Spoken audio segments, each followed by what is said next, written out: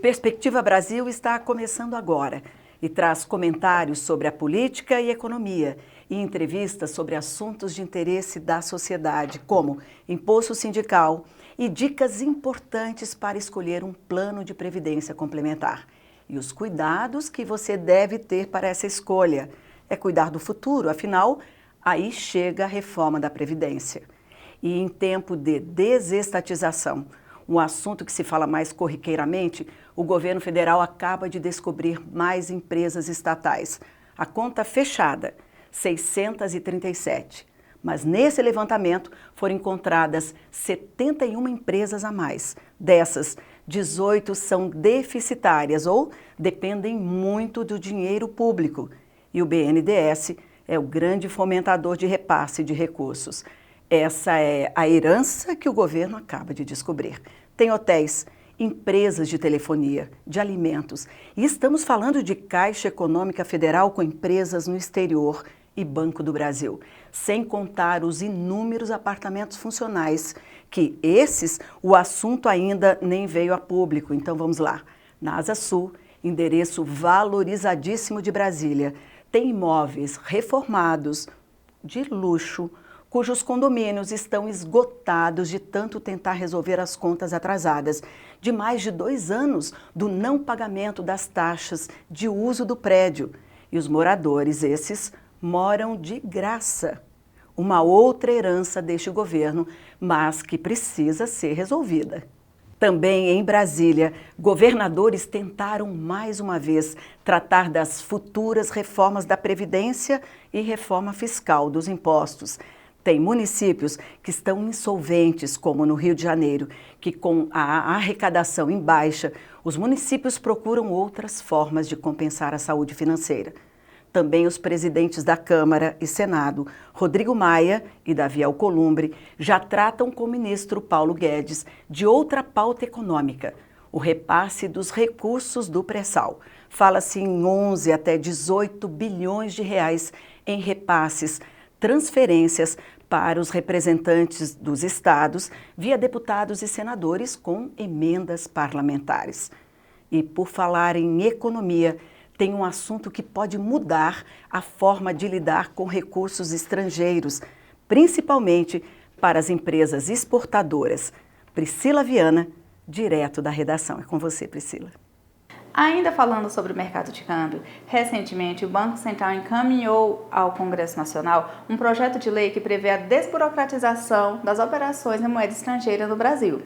A autoridade financeira quer melhorar essas transações, principalmente no que se refere às empresas de exportação, que hoje sofrem com uma alta carga de tributação. O projeto de lei prevê a extinção da restrição do uso de receitas de exportação. Logo, os empresários terão mais liberdade para aplicar essa verba, ou todo o dinheiro que monetizam. Um outro ponto interessante é viabilizar as contas em dólar no país, né? Outros beneficiados com esse projeto de lei também serão as pessoas físicas, que vão arcar com taxas menores no envio de remessas ao exterior.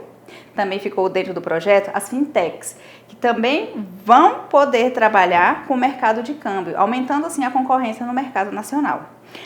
A intenção do Banco Central é modernizar as regras de câmbio do país e fortalecer a moeda nacional para que ela fique mais competitiva no mercado estrangeiro. É com você, Cláudia. Obrigada, Priscila. Nós vamos a um rápido intervalo para tratar desses assuntos com o professor e cientista político Ricardo Caldas. Até mais.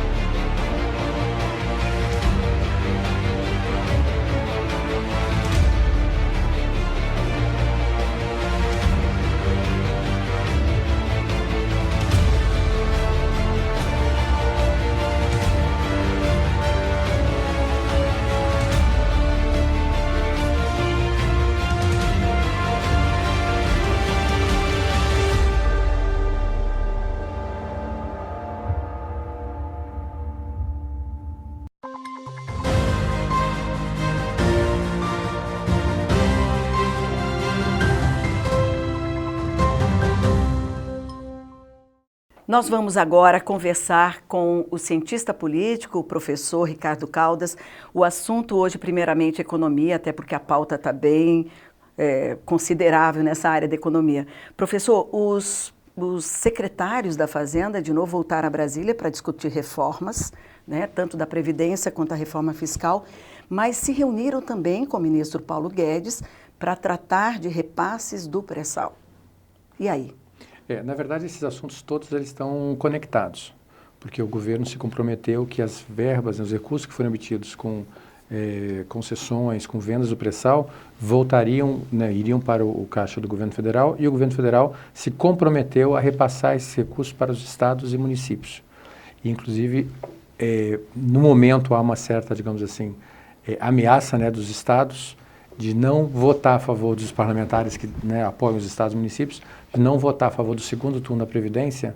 Enterrou, inclusive, por conta dessa pauta. dessa Se não for acordado isso.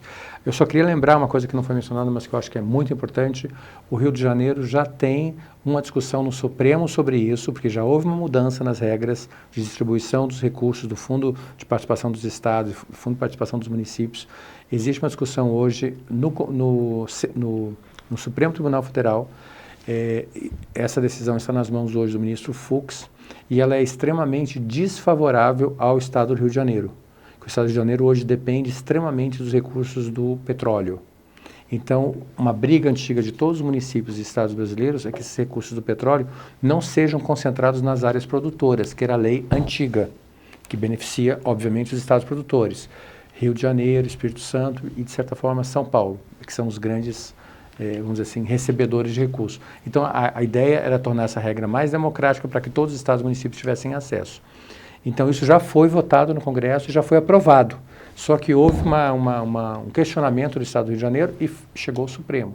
Então, veja, se isso é aprovado e a lei que aprovou essa mudança é considerada constitucional, o Rio de Janeiro vai ter uma perda enorme de recursos.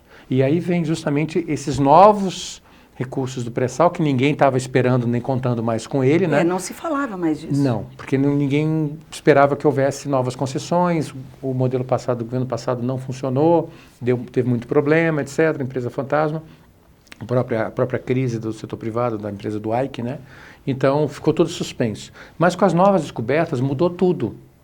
E agora os estados querem que, para essas novas descobertas e os recursos que virão dos leilões, dos blocos, etc., não se apliquem mais as regras antigas que favorecem os estados produtores.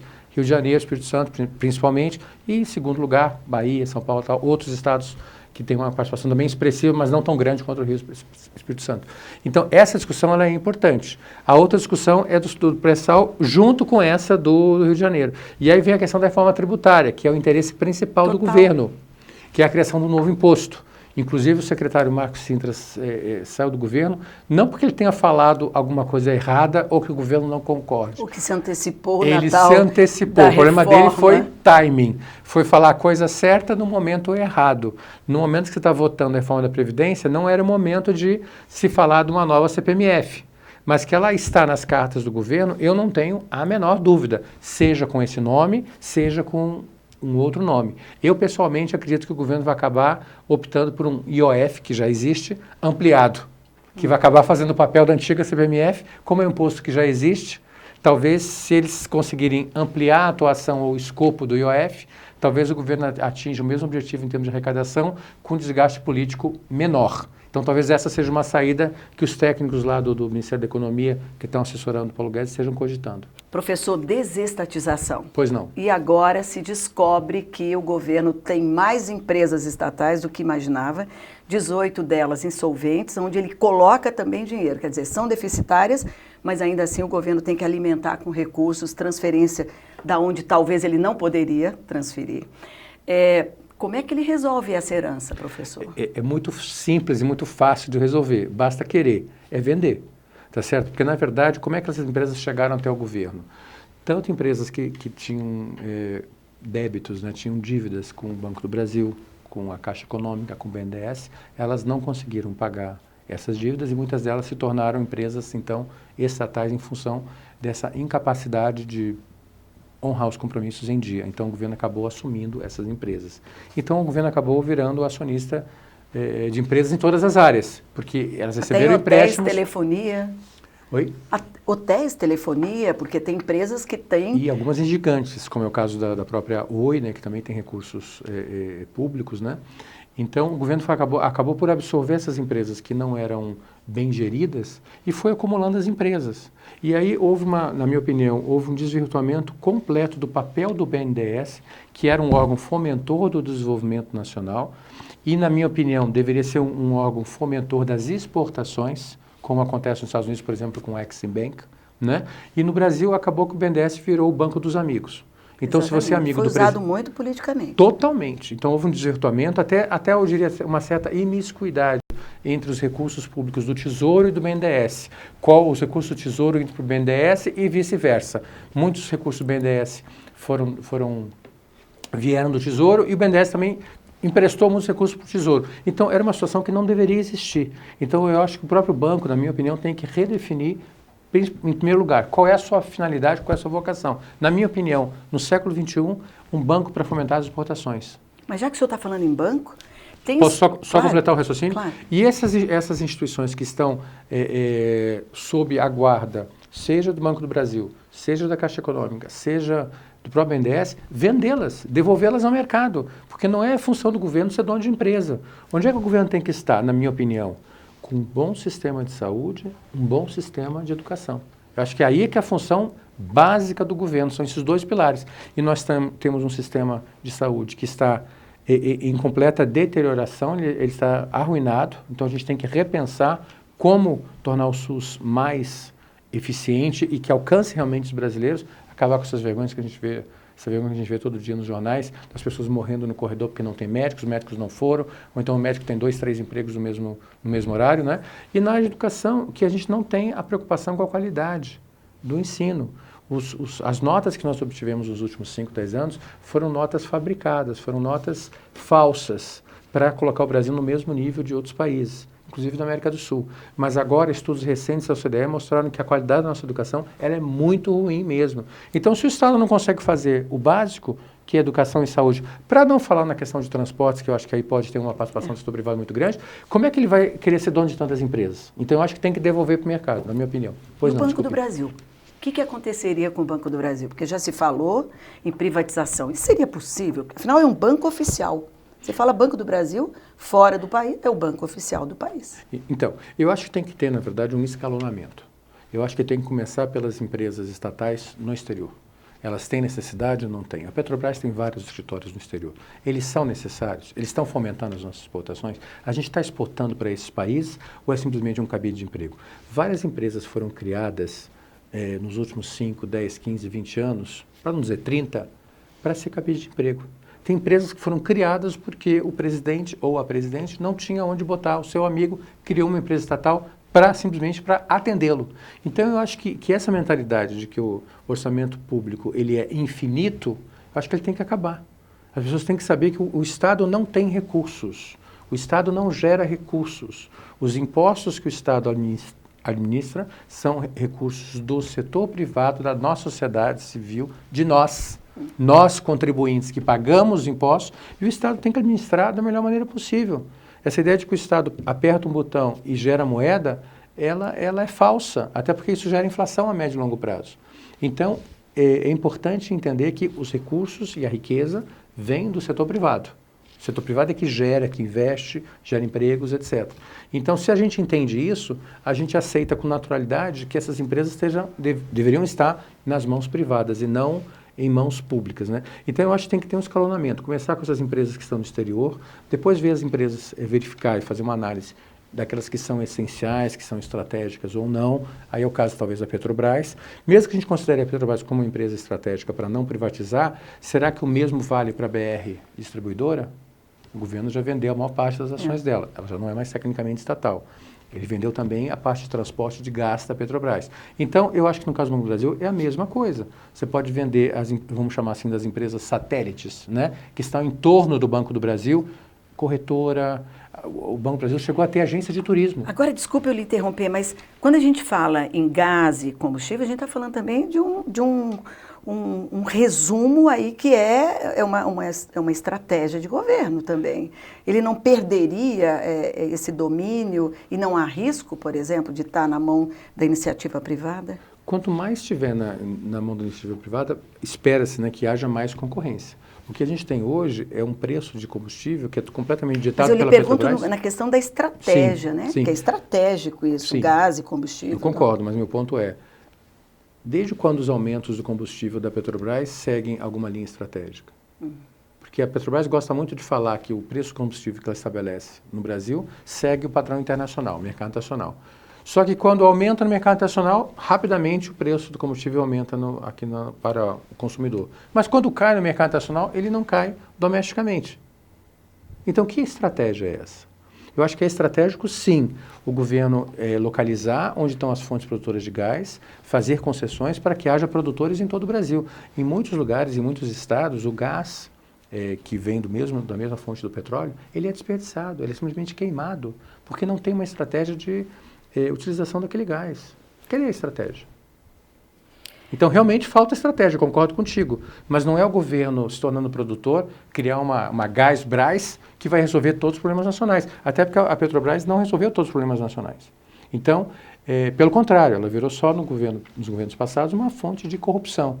Então, esse é um ponto que eu acho que é muito importante. A gente tem que ter, sim, eu concordo contigo, uma estratégia para o setor de gás, uma estratégia para o setor de combustíveis, inclusive estimulando cada vez mais a distribuição privada, porque apesar da Constituição já ter colocado a distribuição como privada, na prática, a Petrobras acaba se tornando hegemônica na distribuição de combustível. Professor, eu queria fechar nossa conversa com um movimento que já se vê pelos lados lá da presidência da Câmara, Rodrigo Maia, de voltar ao imposto sindical, quer dizer, aquela exigência de você pagar o imposto sindical para o sindicato.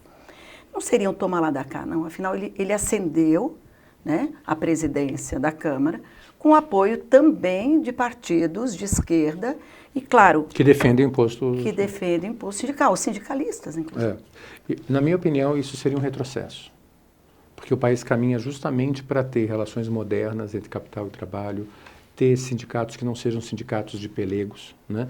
Então, quando houve a formação das grandes centrais sindicais, especialmente nos últimos 20, 30 anos, já depois da Constituição de 88, vamos colocar dessa forma, qual foi a estratégia dos governos em geral?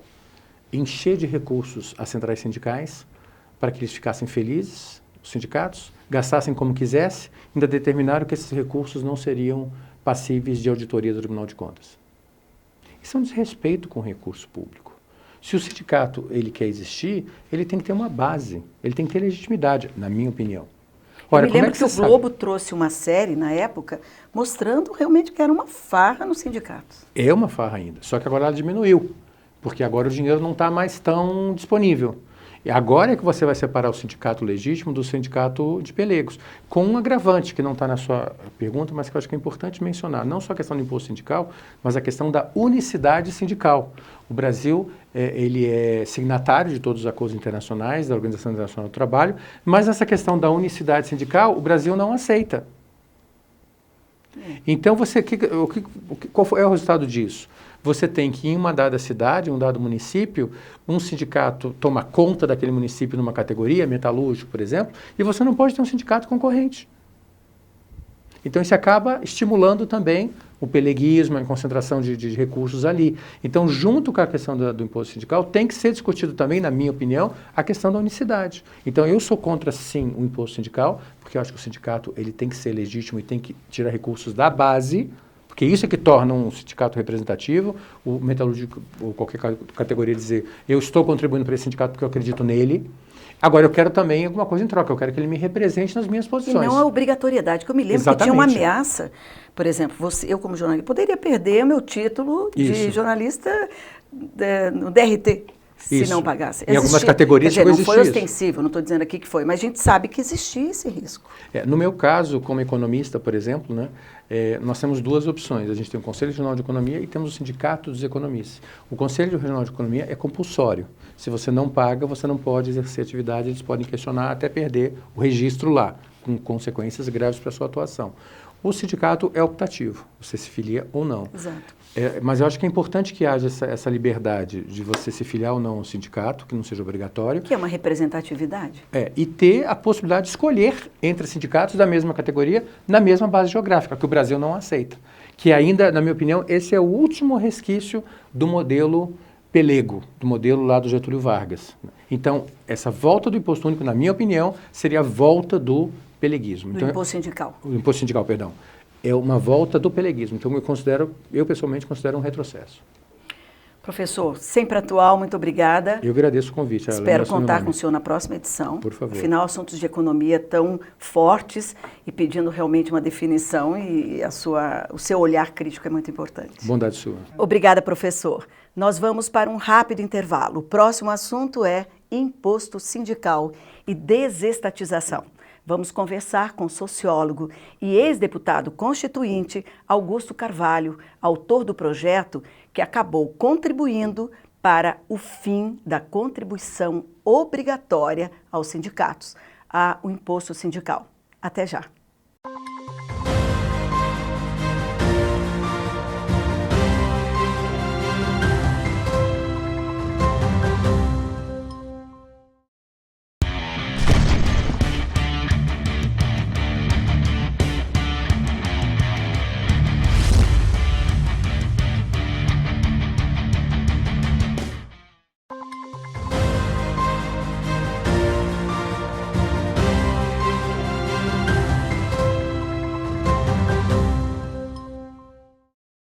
O ex-deputado Augusto Carvalho foi autor de um projeto que enfrentou resistências de bancadas com representação da esquerda sindical, mas foi aprovado e assim tirou a exigência do pagamento do imposto sindical.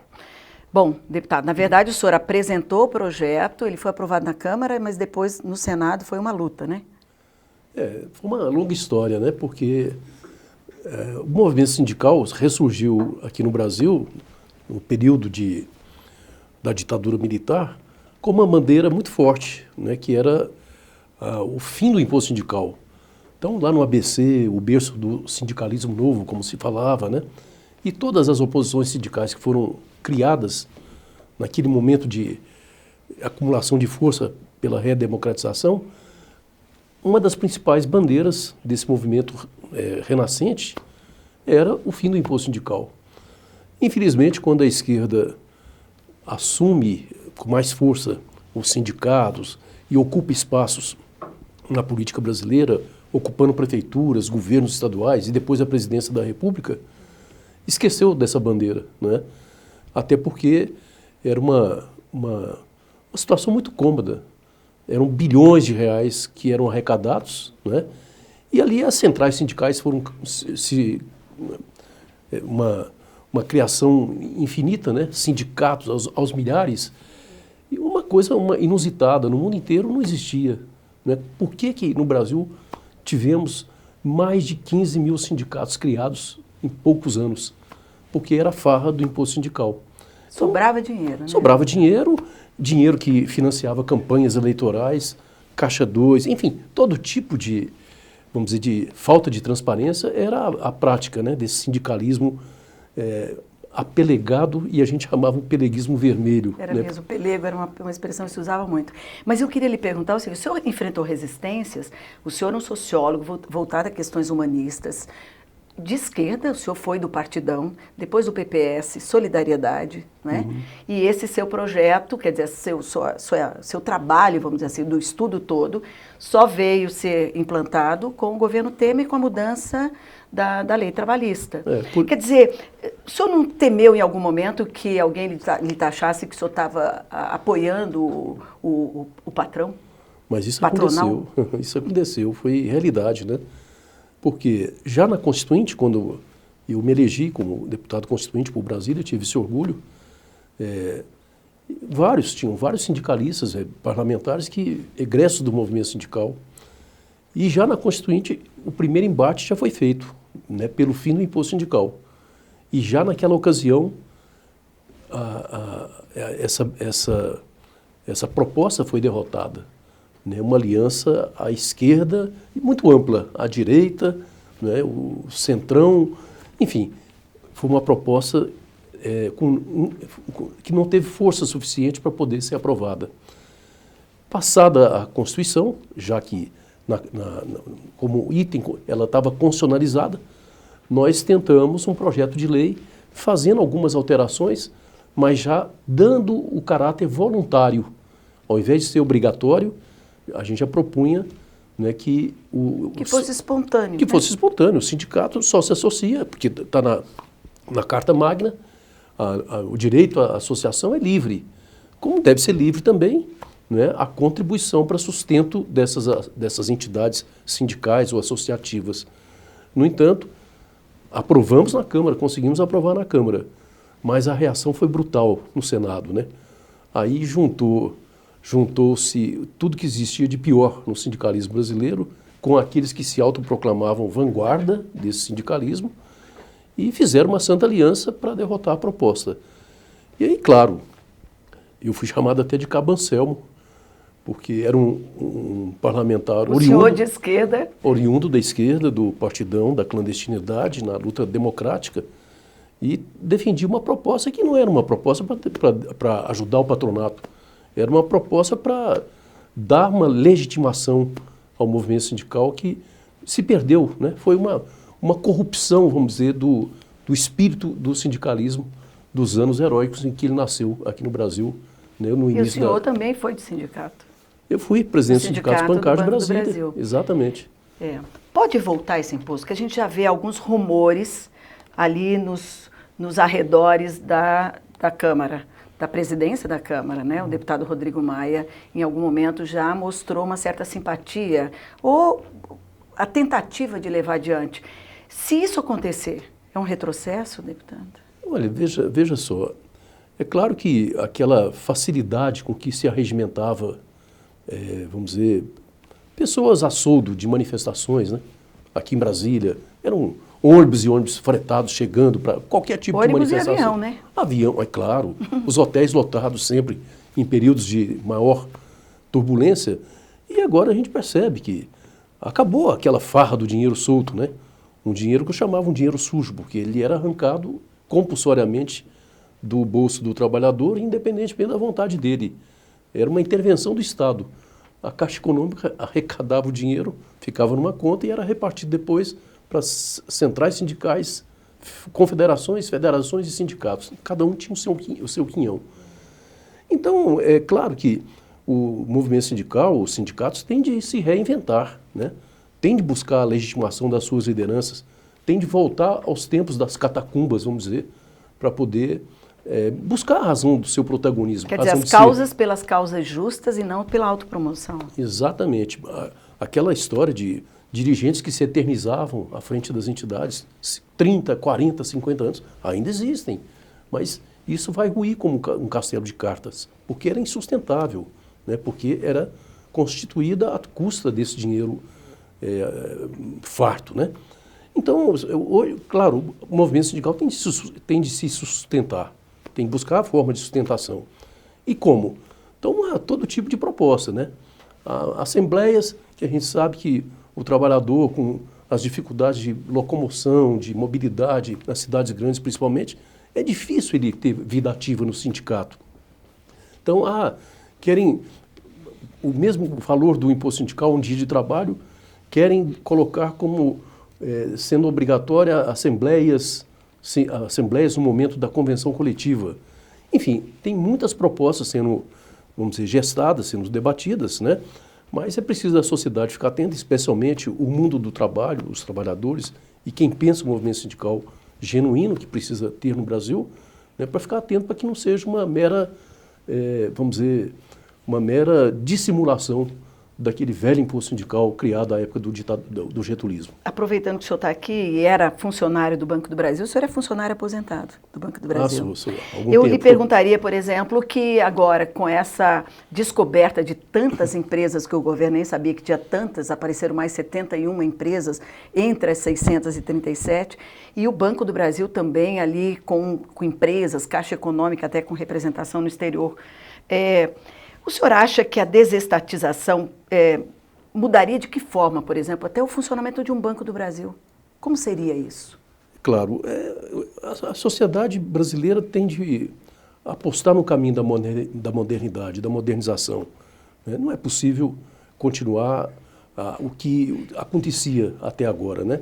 O uso, vamos dizer, escandaloso das estruturas de governo, de poder, né, para alavancar projetos partidários de eternização no poder, né? O uso do BNDES, de bancos públicos, principalmente, que foi um escandaloso, foi até motivo de queda da ex-presidente Dilma, porque foi a utilização da Caixa Econômica e Banco Brasil, pedaladas, né? As pedaladas fiscais, as instituições usando o dinheiro que não podia usar, né, para poder financiar projetos de governo. Então, assim, tudo que foi feito nesses últimos anos é o que nós não podemos mais permitir continuar tendo no Brasil.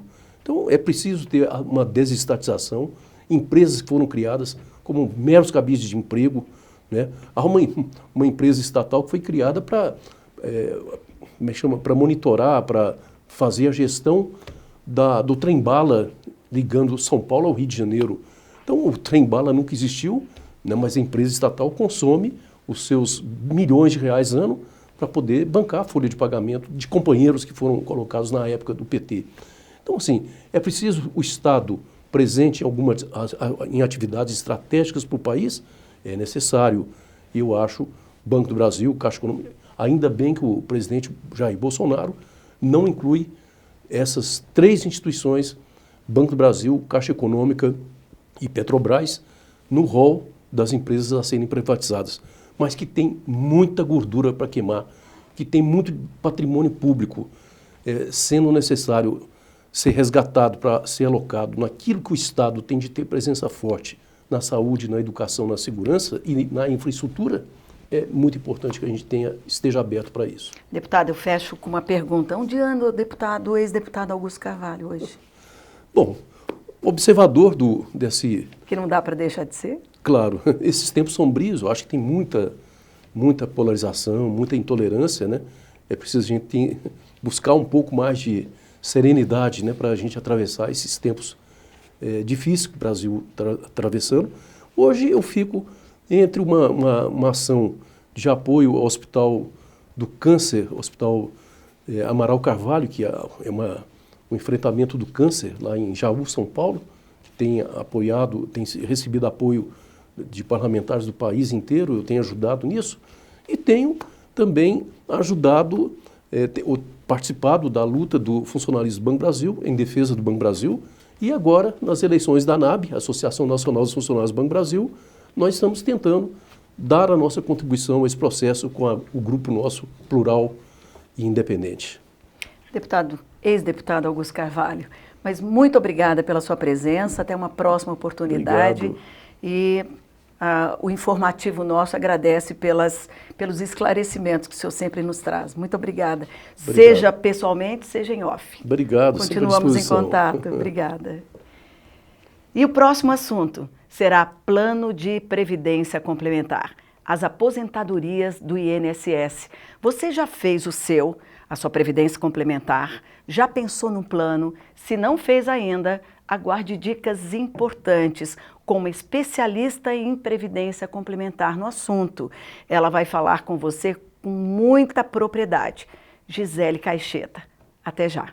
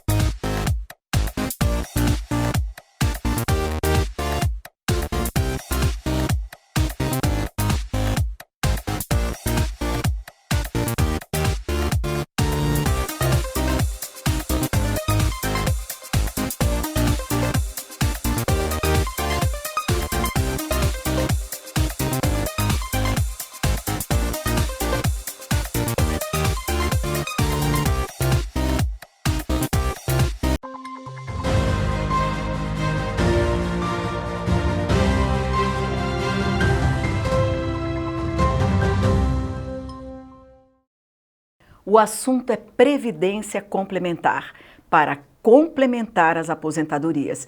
E existem as previdências abertas, que todos podem entrar, e as fechadas, que são aquelas que as empresas constituem planos de previdência para os funcionários.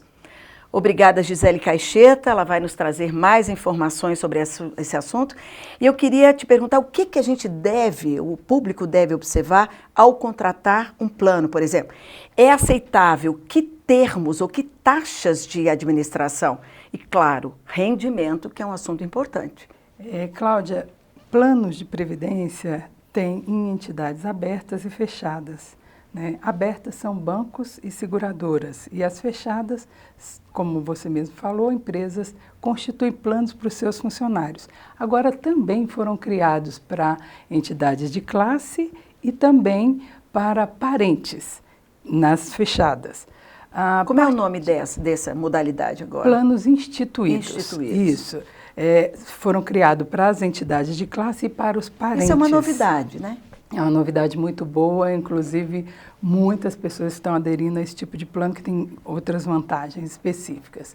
A questão das taxas, você tem que observar bem quanto você vai pagar para receber um rendimento. Então, a rentabilidade... Como é o nome disso? É taxa de administração? Taxa de administração e tem taxa de carregamento. Já está praticando até zero de taxa de carregamento e taxa de administração ela é retirada da rentabilidade. Então, o participante ele não consegue ver a taxa, mas ela existe. O razoável hoje está entre 0,5% a 2% ao ano sobre o patrimônio e ele é retirado da rentabilidade. Quer dizer, é como se fosse uma taxa de serviço pelo serviço que me prestam, eu que tenho um plano, é isso? Exatamente. E a taxa de carregamento é em cima daquilo que você carrega para o plano. Então, você tem que ver quanto você vai ganhar, que é a rentabilidade, e quanto você vai pagar por isso. E carregamento é o dinheiro depositado. Isso. Tudo que você carrega para o plano.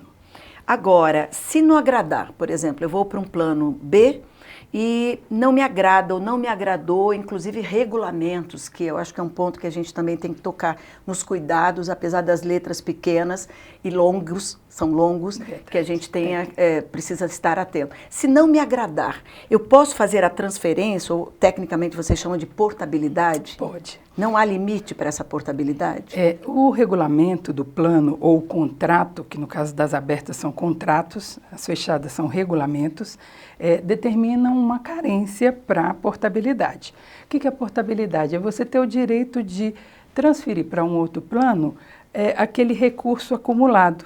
Quando é um plano que você sozinho contribui, é o total mais os rendimentos. Se for um plano patrocinado, que a empresa também contribui, então o seu direito é a soma dos dois. Essa é a plano fechado, né? Isso, fechado, tá? Então você tem o direito de pegar as duas partes e portar para outra entidade. Nesse momento da portabilidade não incide imposto de renda. E uma coisa que você tem que tomar o devido cuidado é na hora de portar, porque se você portar para uma entidade aberta ou para um plano patrocinado, aquele recurso você só vai poder lançar a mão dele em forma de renda. Nunca mais você vai poder resgatar. Ou seja, pequenos valores mensais. Exato. Agora, se a sua intenção é portar e resgatar, então você deve portar para um plano instituído, porque ele permite você resgatar. E em quanto após tempo, a partir do momento que eu deposito aquele montante nesse instituído? Isso, são 36 meses da inscrição no plano instituído. Tá? Se você já tem um plano instituído e portar para ele, você já pode resgatar se ele já tiver os 36 meses. Por exemplo, eu posso adotar um plano instituído hoje e posteriormente eu levar um valor mais vultuoso para eu poder transformar isso em saque, vamos dizer assim. Em saque ou, se quiser, em renda. Tanto pode... O plano instituído, ele é mais flexível. Apesar de ser uma entidade fechada, ele é mais flexível. Então, você pode resgatar parte, resgatar todo ou fazer uma renda. Você falou em novidade esse instituído. Hoje, qualquer um pode entrar nesse plano, já que é uma novidade? Olha, por ser administrado pelas entidades fechadas, não é qualquer pessoa como na aberta, né? Mas o público aumentou muito porque eles criaram planos familiares, onde parentes até o 3º grau podem entrar. Estão sendo criados também por associações, né, sindicatos. Então, tem uma facilidade maior para poder entrar nesses planos. A gente lê muito sobre progressiva ou regressiva, que são as taxas, isso é taxa de imposto. Isso, inclusive, imposto de se renda. for criado CPMF, voltar a CPMF, até uma certa desconfiança que as pessoas podem ter. Mas eu acho que isso é um assunto ainda porque não está definido.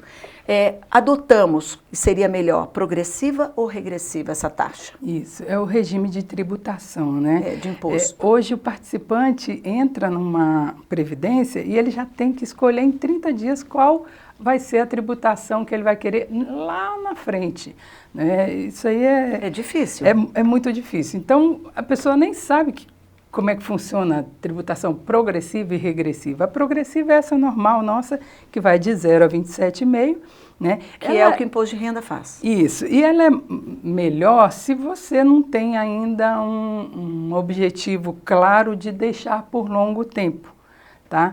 Então, aí a maioria opta por ela.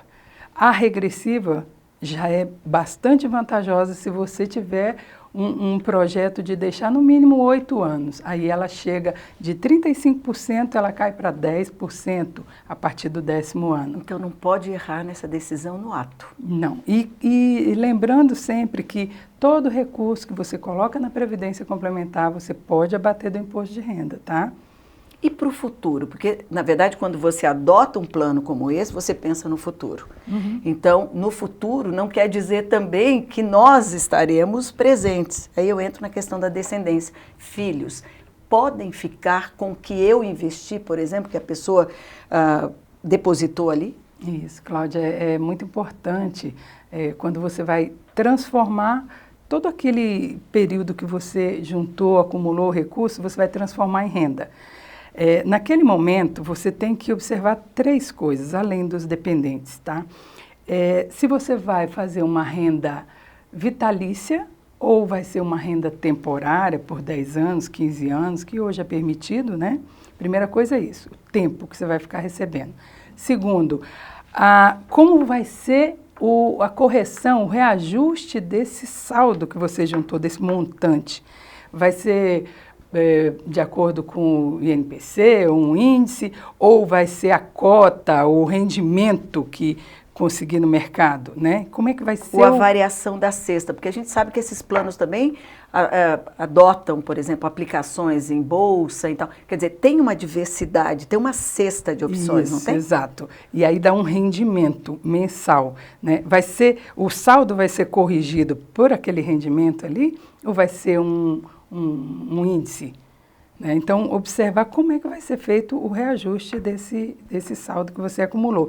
E o último, que é isso que você falou, é a questão dos beneficiários. No caso de eu vir a falecer, né, quem vai ficar com o restante? Então, tem que ler o regulamento do plano. Porque tem alguns que, inclusive, parece que eu já vi críticas, que faltou o depositário principal, volta para o banco, para o plano. Tem de tudo, Só tem de dependentes tudo. legais, tem de tudo. É por isso que tem que ler o regulamento, né? Então, se tem dificuldade, né, procura alguém para ajudar, um especialista, mas não deixe de ler, não entregue, né, todo o seu esforço da sua vida, né, sem acompanhar.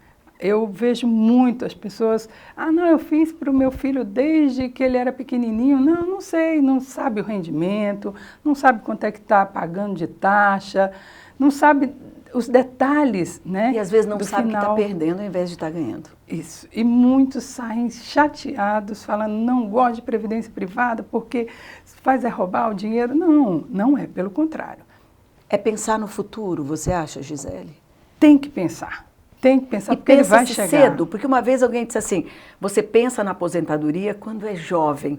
E no caso da Previdência Complementar, é isso mesmo, é verdade, é assim. Quanto mais cedo você pensar, menor vai ser o seu esforço. Quanto mais cedo, quando?